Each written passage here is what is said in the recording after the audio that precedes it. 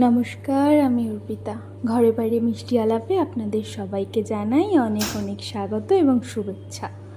আজ আপনাদের সাথে একটি ছোট্ট রেসিপি শেয়ার করব। সেটা হলো আমার প্রিয়, একদম বলতে পারো ছোট থেকে খুবই ভালোবাসি এটা আমি, লাল শাকের রেসিপি। প্রথমে শাকটাকে কুচিয়ে নিলাম ধুয়ে, তারপরে চিংড়ি মাছটাকে বেছে সেটাকে পরিষ্কার করে ভেজে নিলাম। তারপরে তেল গরম করে তার মধ্যে রসুন পেঁয়াজ কুচি ভালো করে ভেজে নিয়ে তার মধ্যে দিয়ে দেব একটু পরিমাণে হলুদ আর দিয়ে দেব লবণ। এবার এই দুটোকে মিক্সড করে ভালো করে কষিয়ে নেবার পর তার মধ্যে দিয়ে দেব শুকনো মরিচ এবং কাঁচা মরিচ, এবং এই দুটোকে ভালো করে ভাজা হয়ে গেলে তার মধ্যে দিয়ে দেব লাল শাক। এবং লাল শাকটাকে আমরা ততক্ষণই ভাজবো যতক্ষণ না কমে আসবে, এবং সেটা আমি ঢাকা দিয়েই করব আর কি, যতক্ষণ না নরম হবে।